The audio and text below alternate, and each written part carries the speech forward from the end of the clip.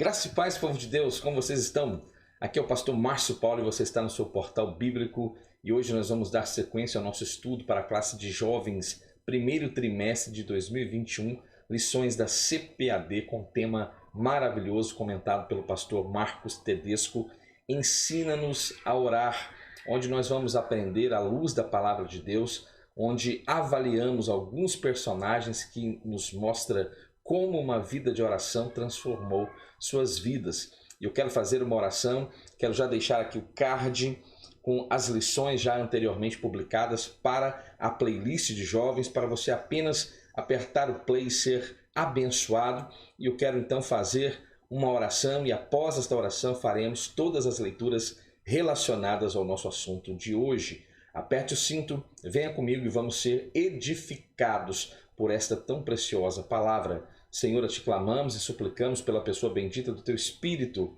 Visite-nos agora, eu te peço. Ilumine a nossa mente, traga esclarecimento à luz da Tua palavra e que possamos adorar ao Senhor enquanto aprendemos. Assim nós pedimos e o fazemos em nome de Jesus. Amém.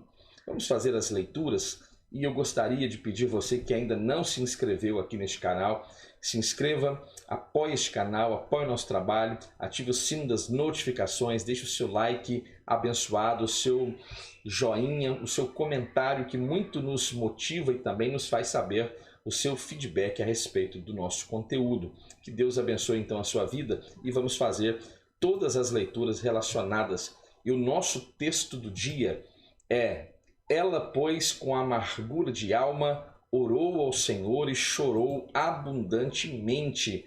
Primeiro livro de Samuel, capítulo 1, versículo 10, e nós estamos falando a respeito da vida de Ana.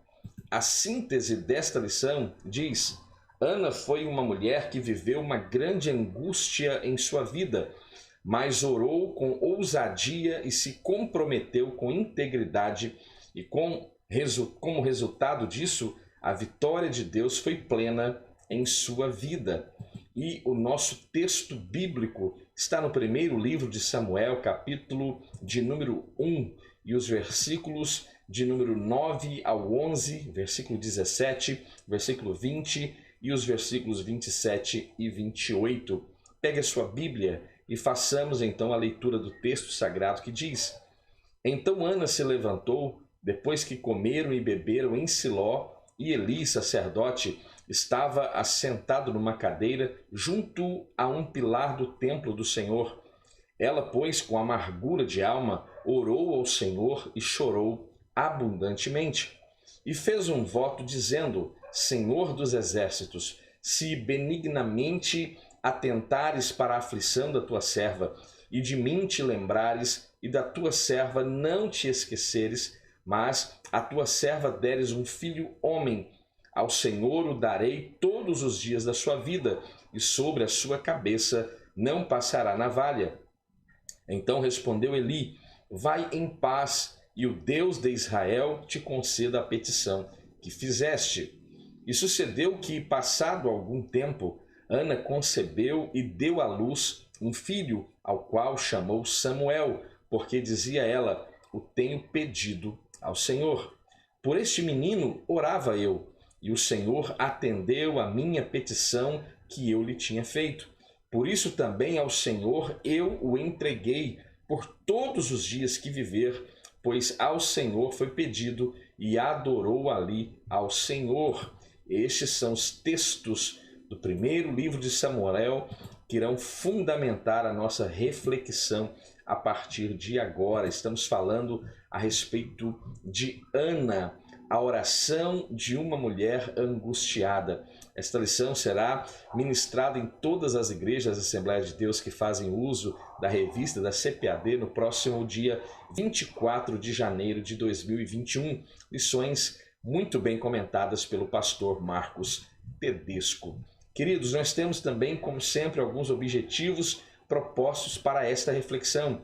E o primeiro deles, comentar as limitações impostas pelos sofrimentos. O segundo, refletir acerca da essência da oração de Ana. E o terceiro, reafirmar a importância de sermos gratos a Deus. Isso é um fator preponderante e extremamente importante na vida cristã.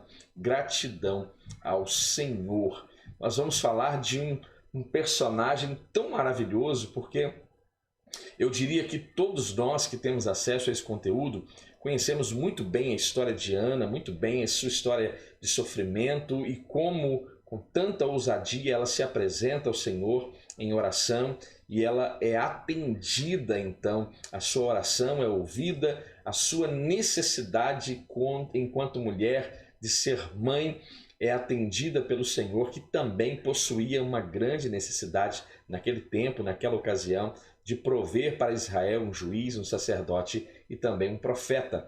E nesta lição nós iremos falar então de Ana, esta personagem que nos ensina, que nos motiva, que nos incentiva muito a perseverar em oração, pois entendemos que o mesmo Deus que ouviu as orações de Ana é o mesmo Deus que também irá ouvir e está ouvindo as nossas orações.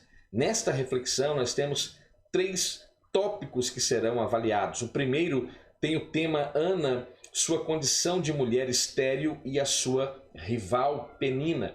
O segundo, Ana roga a Deus que lhe dê um filho.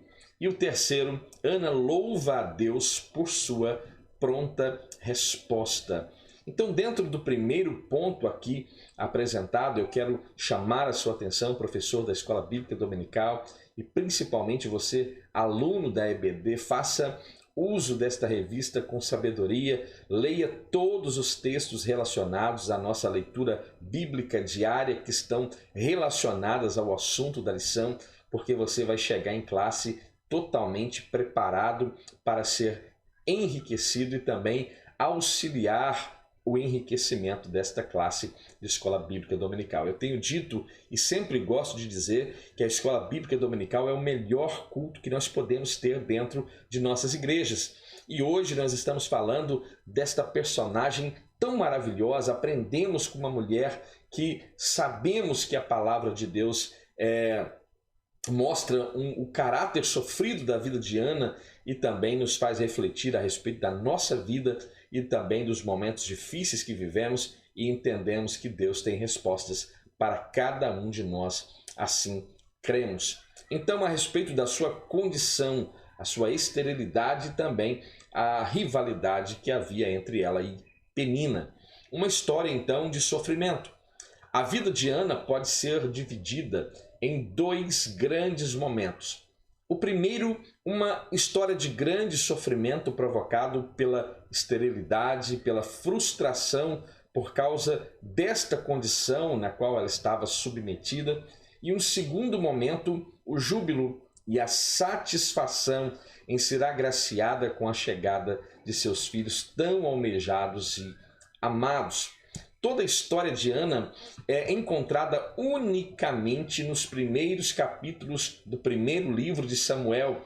Porém, a riqueza que está inserida dentro deste texto vai muito além, deste contexto de 1 Samuel. Este relato é muito rico e nos permite fazer diversas abordagens e sua inter-relação, diremos assim, com diversas outras partes bíblicas ou seções bíblicas. Ana, que significa graça no hebraico, era casada com um homem chamado Eucana, que anualmente subia a Siló. Em Siló estava montado o tabernáculo. Por essa razão, anualmente Eucana ia até Siló com uma finalidade de adorar a Deus e também oferecer ali sacrifícios.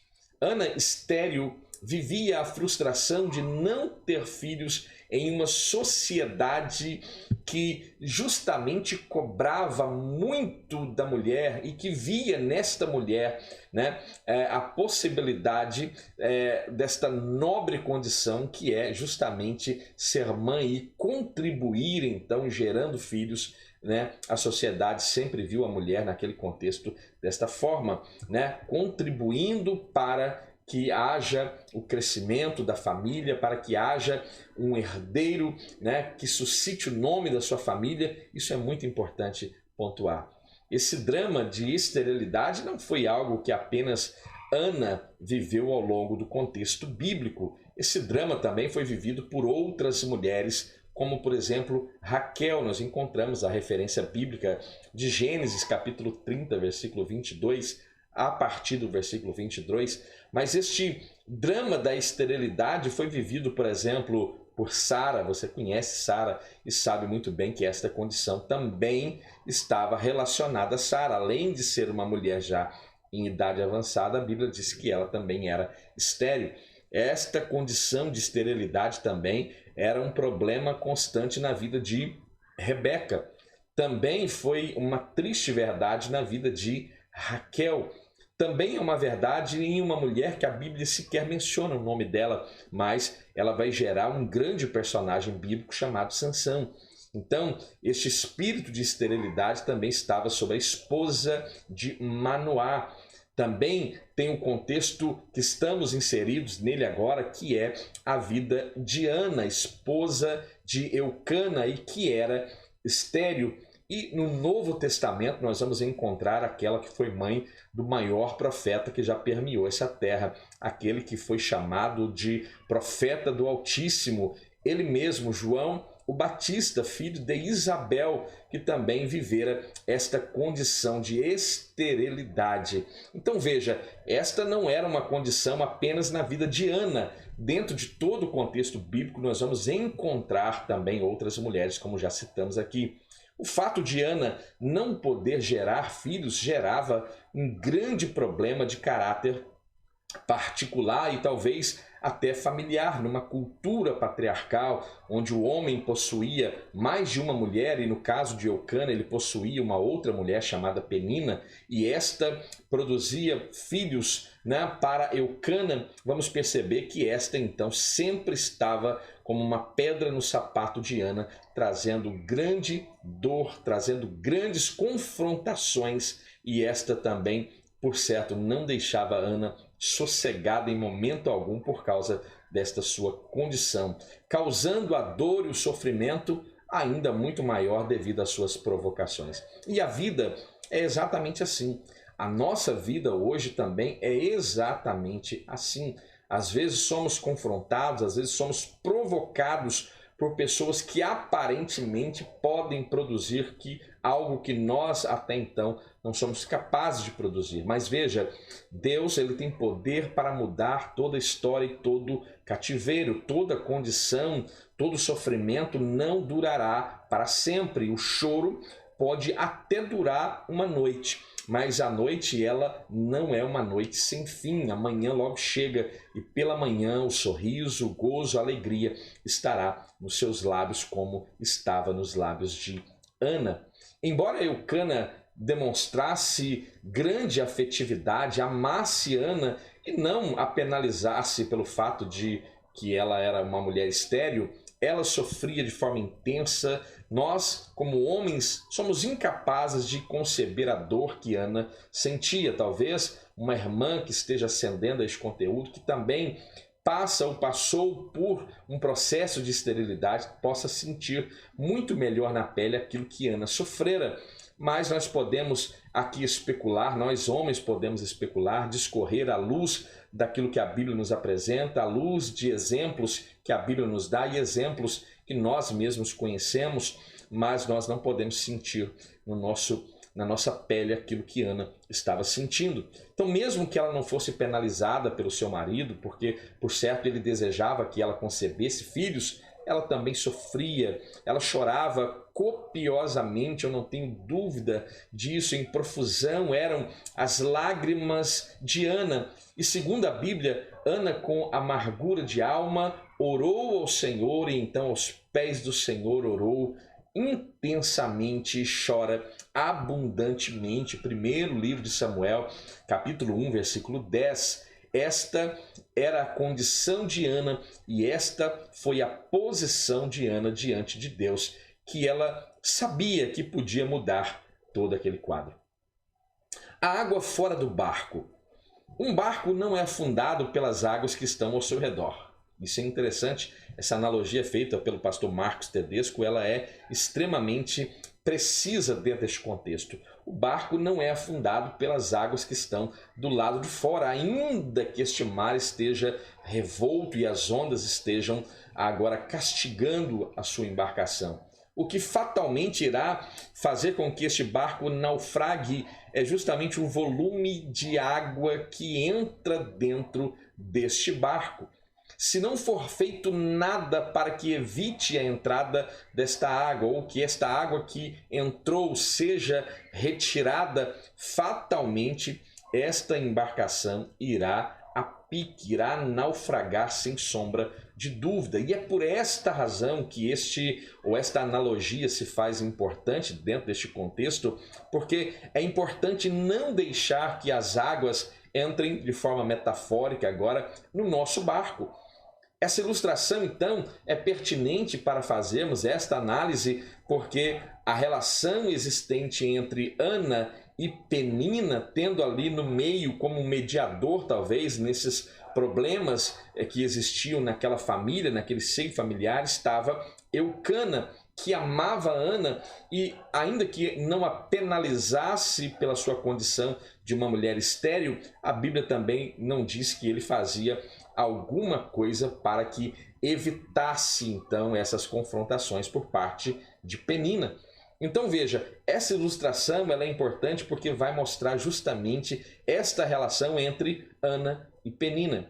Mãe de muitos filhos, a mulher excessivamente a irritava para justamente a embravecer, ou seja, confrontações, eu diria, até mesmo malignas, com o único intuito de ferir, de trazer desesperança, de abater a fé, de desestimular, de fazer com que Ana parasse.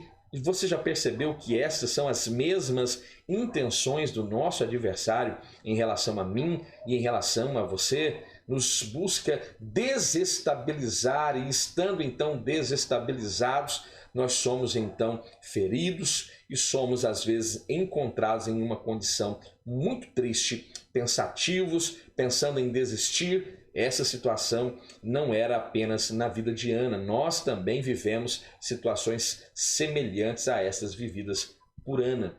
Ana então se vê numa situação tão desconfortável, levando-a ao desespero e a uma ampliação das suas tribulações. Veja, a tribulação maior Ana já vivia de forma particular. Ela sabia que ela era uma mulher estéril, vivendo em uma cultura, em uma sociedade onde a mulher ela deveria gerar um herdeiro ao seu marido, para suscitar o nome do seu marido, como mulher amada pelo seu marido e ela não podendo dar este filho. Veja, isso por certo era algo que já machucava por demais a vida de Ana, como também temos problemas de foro íntimo e particular que já nos machuca de forma grandiosa. E nós, por certo, não desejaríamos nenhum outro fator externo, outro terceiro fator para vir agregar dor, ampliar sofrimento ou tribulação. E é isso que estava acontecendo na vida de Ana e às vezes acontece na vida de muitos que estão ascendendo a este conteúdo. Em muitos momentos, nas suas crises existenciais, diante de confrontações, sendo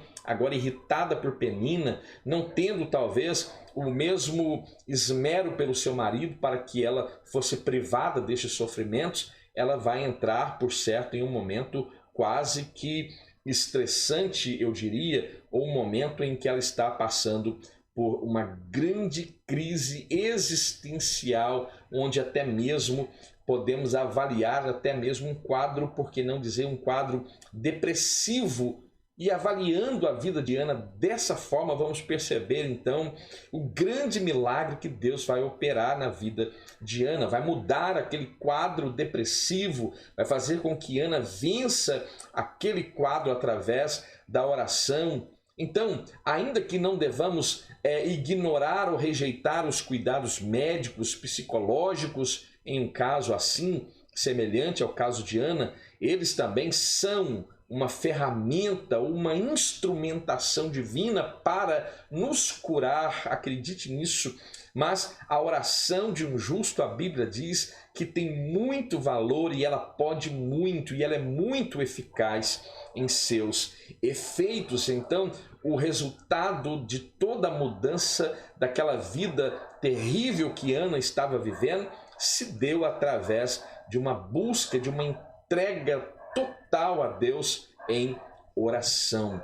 O problema que ela enfrentava era grave, o problema que ela enfrentava era difícil, o problema que ela enfrentava era impossível de ser resolvido sem que houvesse uma intervenção de Deus, e Deus resolve intervir e mudar o quadro daquela mulher. A dor de não poder gerar, veja, a dor de não poder gerar é sem sombra de dúvidas a maior dor que Ana estava suportando. Mesmo que se Penina não estivesse ali, ampliando esta dor, ampliando a sua autopunição pelo fato desta esterilidade estar sobre a vida dela, veja, ainda que Penina não estivesse ali, a condição de esterilidade ainda estava. E Penina apenas vai agravar aquela situação de Ana. E a questão aqui que eu acho pertinente também pontuar em classe é que quantos hoje possuem este mesmo espírito de Penina? Oxalá que todos tivéssemos este espírito de Ana, que em meio ao caos vai para o joelho, vai para a oração, vai se derramar em lágrimas diante de Deus. Mas infelizmente ou lamentavelmente muitos possuem este espírito de Penina, onde quer agravar o sofrimento de outrem, e nós precisamos rejeitar esta condição e que nós possamos ser o diferencial na vida de muitas Anas que estão aí espalhadas Brasil e mundo afora. O terceiro ponto deste primeiro tópico, os sofrimentos dos tempos atuais.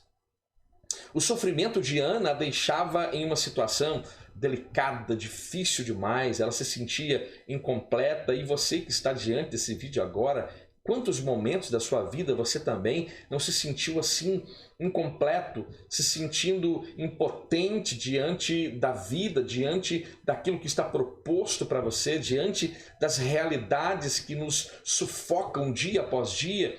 Ela se sentia incompleta, como muitos de nós talvez estejamos sentindo assim, esta falta de completude, ser incompleto nos dias de hoje, e se via até mesmo desmerecida socialmente.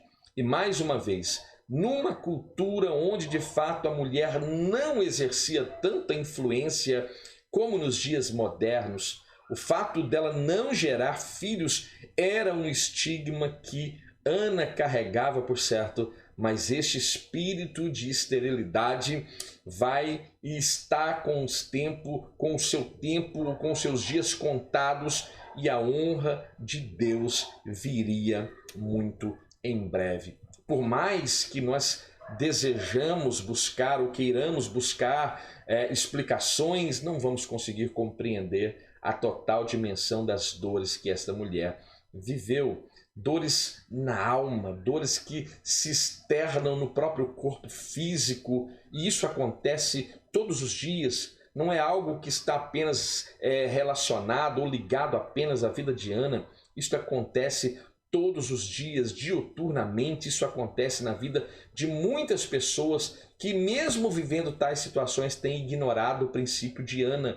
Ana entendeu que a resposta viria e a mudança viria através da oração. E muitos nos dias atuais têm ignorado este princípio ensinado por Ana e têm ainda padecido pelo simples fato de faltar esta entrega plena, total, absoluta diante de um Deus que pode e vai resolver os nossos problemas.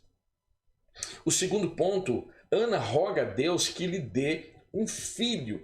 A razão de todo o sofrimento está relacionada à sua esterilidade. Esterilidade é justamente quando não se pode gerar. Uma mulher que não pode gerar é uma mulher estéril, uma terra que não pode gerar fruto, é uma terra estéril, a esterilidade.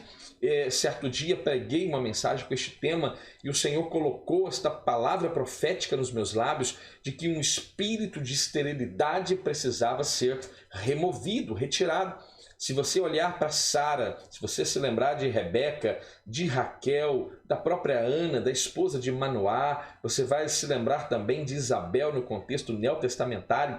Todas elas possuíam este espírito de esterilidade e todos aqueles que foram gerados destas mulheres, quando este espírito foi removido por Deus, foram grandes homens que mexeram no seu tempo, na sua história, marcaram e deixaram um legado glorioso que nós sabemos e chegou até nós, até nesses dias mais modernos possíveis. Então veja, receba também esta palavra profética sobre a sua vida. Este espírito de esterilidade, ele pode ser removido e ele será removido a partir de um princípio. E o princípio é oração, é uma busca, é uma entrega plena e total. E quando este espírito de esterilidade for removido, se prepara, porque aquilo que Deus vai fazer é algo grande. Não estou usando o jargão de pregador pentecostal, estou liberando uma palavra profética de Deus sobre a sua vida.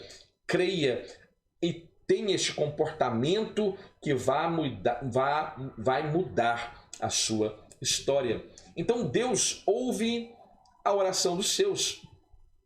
O nosso Deus ouve o clamor dos seus, daqueles que são propriedade deles. Abra sua boca e clama, porque você tem um Deus que ouve o seu clamor. Diversas passagens dentro de todo o enredo bíblico nos revelam esta verdade. O povo hebreu no Egito, Davi na caverna de Adulão, Ezequias, quando intercede pelo povo, o cego Bartimeu à beira do caminho, entre tantas outras passagens relacionadas à oração, a oração de Jabez, a oração de Ezequias. Veja, nós não podemos ignorar as referências bíblicas, os exemplos bíblicos que mostram um Deus que ouve e responde às orações dos seus. Como um pai amoroso, o Senhor tem prazer em nos ouvir e aquietar as nossas almas sofridas. Na primeira epístola de Pedro, capítulo 3, versículo 12, diz: porque os olhos do Senhor estão sobre os justos e os seus ouvidos atentos às suas orações, mas o rosto do Senhor é contra os que fazem ou praticam o mal. A dimensão do amor de Deus, que é evidente em João 3,16, porque Deus amou o mundo de tal maneira que deu o seu Filho unigênito, para que todo aquele que nele crê não pereça, mas tenha vida eterna, nos permite ter esta convicção. Não estou falando de algo hipotético, eu estou falando de algo real, estou falando de uma verdade, estou falando de uma convicção que Ele cuida de nós nas grandes necessidades e também cuida nos pormenores, nos mínimos detalhes. Em Mateus capítulo 6, versículo 26, ali está uma verdade de forma aqui poética que diz: olhai para as aves do céu, que não semeiam, nem cegam, nem ajuntam em celeiros, e o vosso Pai Celestial as alimenta. Não tendes vós muito mais valor do que elas? Veja, Deus está falando através desta palavra que até mesmo as criaturas existentes na terra, que nitidamente em caráter de valor são diminuídas em relação ao ser humano, que é a coroa da criação divina, e Deus ainda assim as sustenta, Deus ainda assim as provê nos mínimos detalhes. Ora, Ele não fará o mesmo em relação a mim e em relação a você? Muitas pessoas passam por momentos de angústia, de sofrimento profundo, porém não buscam, eu já disse aqui anteriormente, não buscam abrir os seus corações a este Pai eterno celestial. Choram, vão para o Facebook, ali expõem as suas demandas, compartilham em grupos do WhatsApp, do Telegram, vai também na casa do vizinho e faz aquele alvoroço, mas não vai aos pés de Jesus orar. Veja, é extremamente importante que nós nos apresentemos em oração ao Senhor. Não adianta chorar, não adianta gritar se não se comportar como Ana se comportou. Vai para os pés do Senhor. Nós temos um Deus que cuida de nós. Vejamos os exemplos de Paulo e Silas. Um exemplo aqui apresentado pelo pastor Marcos Tedesco é um exemplo de Paulo e Silas justamente em uma cidade chamada Filipos, e ali mesmo sendo presos, veja o contexto do capítulo 16, em Filipos, após expulsar um espírito imundo, maligno de uma jovem, grande alvoroço acontece na cidade de Filipos, né? E toda aquela cidade estava alvoroçada e Paulo e Silas estavam presos. Aqueles que alvoroçavam o mundo estavam ali alvoroçando a cidade de Filipos. E perto da meia-noite, eles presos, veja, manietados, com os pés amarrados, por certo, eles estavam ali angustiados, eu tenho certeza disso, mas perto da meia-noite, a Bíblia diz que Paulo e Silas oravam e cantavam hinos a Deus, e os outros presos ali os escutavam.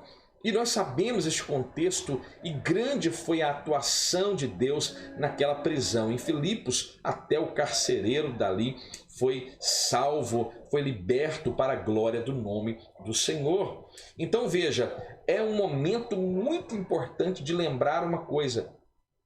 Quando Paulo, escrevendo aos irmãos tessalonicenses, no capítulo 5 da primeira epístola, no versículo 16, ele diz uma coisa, ele diz: regozijai-vos sempre. Perceba que Paulo poderia dizer apenas regozijai-vos.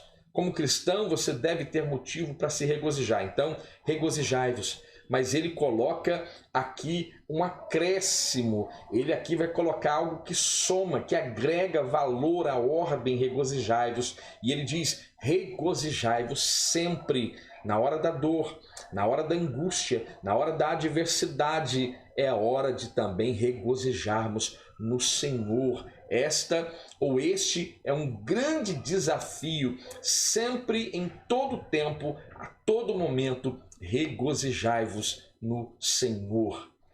Derramado a minha alma. A forma como Ana fez a sua oração é maravilhosa, é impressionante, é intensa. E a pergunta para você: qual é a intensidade da sua oração? Quando você se prostra para falar com o seu Deus, qual a intensidade desta oração? Esta intensidade de Ana deixou até mesmo Eli perplexo, e Eli até mesmo a teve por uma filha de Belial, porque pensava ele que ela estava cheia de mosto, embriagada. Eli já estava, de certa forma, com um declínio moral e espiritual, não precisava muito para deixá-lo confuso, é bem a verdade, né? E nós temos aqui neste portal bíblico uma lição que fala justamente a respeito dos filhos de Eli. Uma maravilhosa lição, vou deixar card aqui para você acessar e vê-la depois desta reflexão. Então Eli estava confuso. De fato, a oração feita por Ana, com aquele ardor, com aquela intensidade, só pode ser compreendida em sua total dimensão pelo próprio Deus, somente por Deus. E aqui nós vamos perceber que o Senhor estava atento àquela oração que Ana estava ali, de forma secreta, porque ela balbuciava as palavras que estava ali na sua oração. Em Mateus capítulo 6, versículo 8, o texto sagrado diz, eu gostaria de ler para você, não apenas o versículo 8, do 6 ao versículo 8, o texto diz: mas tu, quando orares, entra no teu aposento, e fechando a tua porta, ora a teu pai que está em secreto, e teu pai, que vê em secreto, te recompensará publicamente. E orando, não useis de vãs repetições como os gentios que pensam que por muito falarem serão ouvidos. Não vos assemelheis, pois, a eles, porque vosso Pai sabe o que vos é necessário antes de vós lhe pedirdes. Veja, aqui esse texto está corroborando a ideia de que Deus já conhece a palavra, ainda que ela está sendo formada na minha mente e a minha boca ainda não a pronunciou. Veja como este Deus é poderoso e conhece a mim e conhece-nos de forma geral, da forma mais íntima possível. As nossas orações, aquilo que nos faltam às vezes palavras para apresentar, Ele conhece, Ele discerne nossas lágrimas, Ele consegue agora compreender com exatidão aquilo que está trazendo sofrimento à nossa alma, e Ele pode prover esta provisão, Ele pode prover esta alegria à nossa vida. Isso é por demais maravilhoso. Assim foi com Ana, é exatamente assim como foi com Ana. Ela derrama a sua alma perante o Senhor e o milagre vai acontecer. O milagre acontece. Não há outra forma, não há outro caminho, não é razoável que exista outra possibilidade quando derramamos o nosso coração a Deus com inteireza de coração. Quando aquilo que apresentamos a Ele não tende apenas a ser para o nosso deleite, mas haverá a glorificação do nome de Deus. O menino que ela pedia e chorava arduamente para tê-lo, ela fez este voto tão sério, tão terrível, né? E este menino seria agora apresentado a Deus, seria uma propriedade de Deus, um nazireu de Deus. Isso é maravilhoso. Aquele pedido de Ana glorificava o nome de Deus em tudo, e as portas do céu foram abertas. Em Jeremias capítulo 29, versículo 13, o texto diz, a partir do versículo 12, diz: então me invocareis, ireis e orareis a mim, e eu vos ouvirei. É uma promessa. E buscar-me-eis, e me achareis quando me buscardes com todo o vosso coração. E se não foi assim que Ana buscou a Deus, eu não sei como discriminar ou como apresentar o contexto desta lição para você. Jamais podemos chegar diante de Deus pela metade. Abramos o nosso coração e nos coloquemos por inteiro diante de Deus. Nossas petições, entenda isso, nossas petições precisam ser legítimas. Nossas petições precisam ser legítimas. Ezequias recebeu uma notícia que morreria, mas a sentença foi postergada em 15 anos, devido à legitimidade da oração feita por Ezequias. E disse em Isaías capítulo 38, versículo 3, ah, Senhor, peço-te, lembra-te agora de que andei diante de ti em verdade e com coração perfeito, e fiz o que era reto aos teus olhos. E chorou Ezequias muitíssimo.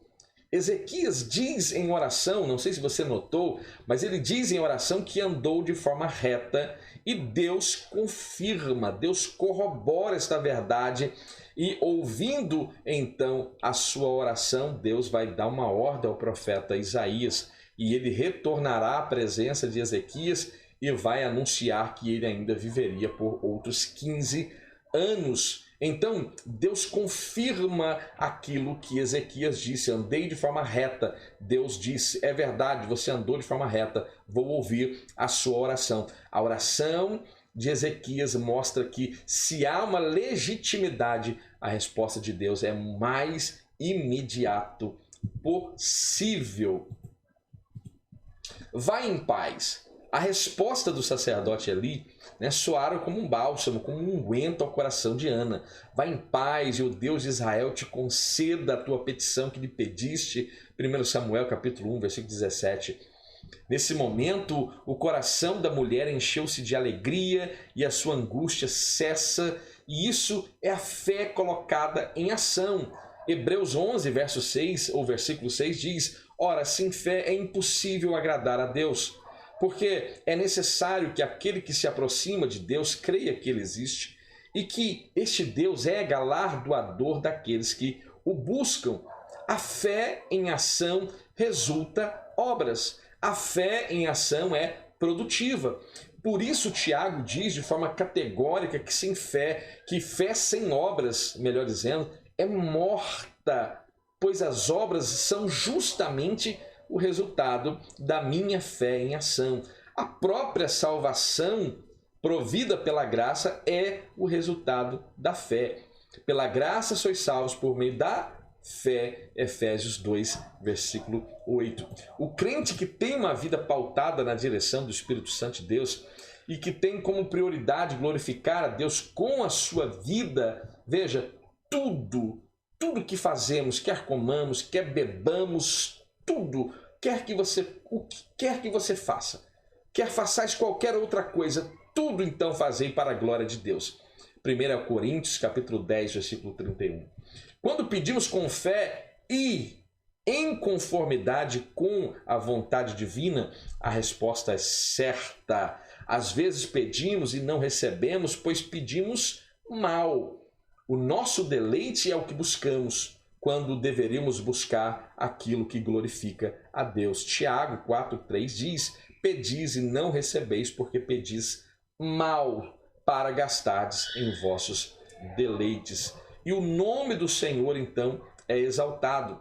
Em 1 João capítulo 5, versículos 14 e 15, diz: e esta é a confiança que temos nele, que se pedirmos, veja, que se pedirmos alguma coisa segundo a sua vontade, não a minha vontade, mas a vontade dele, a oração do Pai Nosso tem este princípio: Pai Nosso que estais no céu, santificado seja o vosso nome, venha a nós o teu reino, seja feita a tua vontade, na terra como no céu. É a vontade de Deus que precisa ser feita. Então, segundo a sua vontade, ele nos ouve. E se sabemos que nos ouve em tudo o que pedimos, sabemos que alcançamos as petições que lhe fizemos. Então, nós temos que avaliar o princípio, o foco que está relacionado àquilo que pedimos e às nossas petições, como estamos apresentando diante de Deus. Se você é adepto de uma ideia, de uma teologia maligna chamada teologia da prosperidade, né? Esses pegam Cristo pelo colarinho da camisa, o colocam contra a parede e diz que ele tem que dar, que ele tem que fazer. E eu ouso dizer que aquilo de mais importante, de mais essencial, de mais pontual em relação a mim e você, ele já fez, né? Ele já fez, ele já foi entregue na cruz do Calvário para que eu e você, crendo nele, então não iremos perecer, mas teremos vida eterna. O essencial está relacionado não à minha vida, às necessidades triviais, às necessidades pontuais, mas está relacionado àquilo que é eterno, aquilo que a traça, a ferrugem não pode comer, aquilo que é relacionado à minha salvação. E esta ideia geral já nos é apresentada através da pessoa bendita de Cristo, totalmente relacionada através da pessoa bendita de Cristo. Então nós vamos perceber que Ana estava buscando a Deus por uma necessidade que iria glorificar a Deus. Este filho, por sinal, chamado Samuel, é um dos personagens mais retos, íntegros, de um dos caráteres mais nobres que nós encontramos dentro de toda a Bíblia Sagrada. Basta você ler a história de Samuel e você vai perceber que este é um homem exemplar, de um caráter irrepreensível. Isso é muito importante pontuar. Então não percamos esta ideia, porque quando ela busca aquilo que era agradável, aqui o útil se junte ao agradável. Ana precisava de um filho. Deus precisava de um sacerdote, de um profeta, de um juiz, um ministério tríplice que Deus preparou ao filho de Ana. E isso é uma das coisas mais gloriosas que nós encontramos dentro do contexto, dentro do enredo de uma vida, de uma mulher sofredora, que chorou, que padeceu, mas que o nome de Deus foi glorificado sobrenaturalmente em sua vida. Louvado seja Deus. Terceiro ponto, Ana louva a Deus por sua resposta. Não demora muito para que Ana fosse agraciada e esta bênção tão almejada agora era uma verdade. Era uma verdade. Agora tem uma mulher ficando barrigudinha, né? Tem uma mulher sendo abençoada, tem uma mulher que outrora angustiada, triste, agora tem uma mulher com o rosto brilhando, porque o coração alegre traz formosura ao rosto. E agora, exatamente um ano, esta mulher está radiante e já está no seu regaço o filho, o pequeno Samuel, sendo amamentado, e o embalava pelas cidades de Ramá, onde Eucana vivia, onde esta família vivia. A resposta de Deus é plena, é completa. Deus não deu a metade daquilo que Ana desejava. Deus não deu uma porcentagem daquilo que Ana buscava. Deus deu 100% do jeito que Ana buscava. Eu me lembro que quando nós orávamos para ter uma casa própria, e a minha mãe sempre orando para que tivéssemos uma casa própria, minha mãe disse que ela sempre orava e falava com Deus a forma como ela queria. E ela apresentava a forma da cozinha, dos quartos. E quando Deus proveu esta casa própria, foi exatamente como ela pedia, como ela orava e como ela buscava a Deus. Querido, esta realidade da vida de Ana não é apenas uma realidade na vida de Ana, é uma realidade na nossa vida com Deus. Sabe por quê? Porque o que aconteceu com Ana não tinha relação a ela, isso tinha relação ao comportamento dela em relação a Deus. E nós podemos também ter o mesmo comportamento. Na dor, ore. Na adversidade, ore. Está sendo zombado, as pessoas estão tripudiando, ore. Vilipendiando, ore. Porque o Senhor, que ouve oração, vai mudar todo o cativeiro. Você crê nisso? Eu creio nisso demais da conta. Por isso que eu louvo a este Deus maravilhoso. O menino era tudo o que Ana precisava para se sentir feliz. O que você precisa para ser feliz? Vai, me responde aí. O que você precisa para ser feliz? Fala a verdade. O que você precisa para ser feliz? Vai ter gente aí querendo um iPhone para ser feliz. Vai ter gente querendo um automóvel para ser feliz. Vai ter gente querendo tantas coisas materiais para serem felizes. Mas Ana queria um filho para ser feliz. Ana queria ter a dor de cabeça de educar a criança por alguns anos até desmamá-lo e levá-lo e entregá-lo ao sacerdote Eli, porque ela havia feito esse voto. Ela queria ter uma noite inteira sem dormir, com o menino chorando. Era isso que ela queria. Era isso que iria trazer alegria ao coração. Ela queria amamentar o filho. Ela queria carregar no seu regaço o seu próprio filho e entender que aquele filho era a resposta de Deus. Isso trazia muito mais alegria ao coração de Ana. Anote isso. Quando oramos com fé, o Senhor nos ouve. Vai lá, pega uma caneta, vai.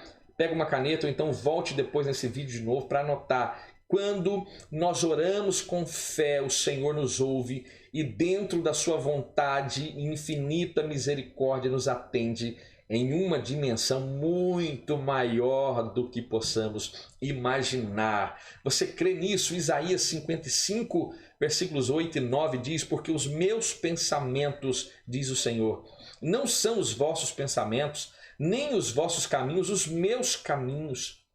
Porque assim como os céus são mais altos do que a terra, assim são os meus caminhos mais altos do que os vossos caminhos, e os meus pensamentos mais altos do que os vossos pensamentos. Quando lemos em Efésios capítulo 3, versículo 20, segura esta verdade gloriosa aí, porque diz: ora, aquele que é poderoso para fazer muito, para fazer tudo muito mais abundante além daquilo que pedimos ou pensamos, segundo o poder que em nós opera. Você tem este poder operante dentro de você para pedir dentre as suas necessidades, as suas petições, pedir ao Senhor e Ele ouvir as suas petições.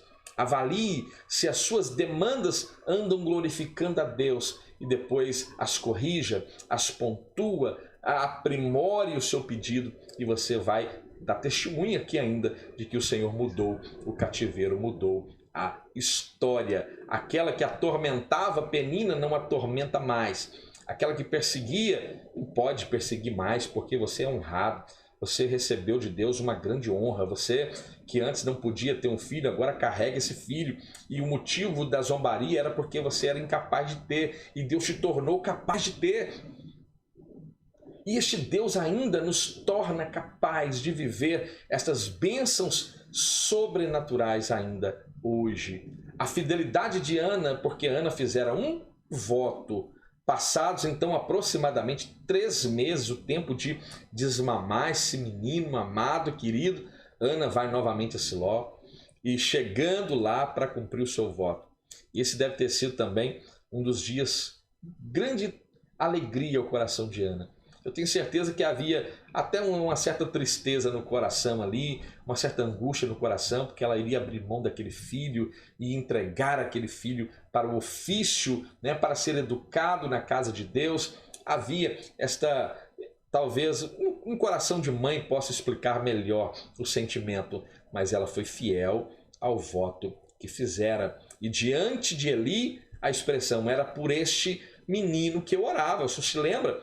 O senhor até me tinha como filha de Belial e era por esta criança que eu orava, era por esta criança que eu estava daquela situação, chorando, pranteando diante de Deus, né? E John Bunyan diz uma coisa, né? Uma coisa muito maravilhosa, e ele diz que continue a bater, a prantear, né? A chorar, a pedir, porque se Deus não se levantar porque é teu amigo, certamente pela tua importunação se levantará e dar-te-á tudo que precisa, e ele deu a Ana aquilo que ela precisa. Tente conceber agora aquela mãe abraçando, beijando o pequeno Samuel, né, que provavelmente ainda mal sabia falar. Essa narrativa é maravilhosa. Eu me emociono demais em ler, em falar a respeito deste momento, né? E eu já consegui aqui na minha mente, já viajei aqui todo momento concebendo esta ideia. Podemos imaginar Eli também tendo a oportunidade de criar novamente uma criança, ele que com seus filhos não teve tanto êxito, essa é a verdade, ele como pai falha por demais, né? Mas a Bíblia diz que o menino agora estava crescendo e os traços de um verdadeiro adorador, sempre sensível à voz de Deus. Deus vai chamar Samuel por 3 vezes. Ele não tem ainda a percepção que é Deus que chama todas as vezes, indo até Eli. Veja, o tempo que Eli percebeu para entender que era Deus quem chamava o pequeno Samuel. E na 4ª vez ele responde com propriedade: fala, Senhor, que o teu servo ouve. E ali o Senhor já fala coisas terríveis em relação à família de Eli. E o ministério de Samuel era glorioso, foi glorioso, e crescia Samuel em graça, crescia em conhecimento. Este menino de fato foi uma grande bênção, não só na vida de Ana, de Eucana, também na vida de Eli, como de todo o povo de Israel. O 3º ponto, a canção de Ana, ou uma oração de gratidão ao Senhor. O meu coração exulta no Senhor. Assim começa esta oração, este cântico maravilhoso, que vindo de uma mulher de um caráter que também se permite ser cheia do poder de Deus e nos ensina esta preciosa lição. Uma mulher que não podia gerar, gerou. Uma mulher que não podia ter filhos, teve. Uma mulher que não podia se alegrar na maternidade, se alegrou.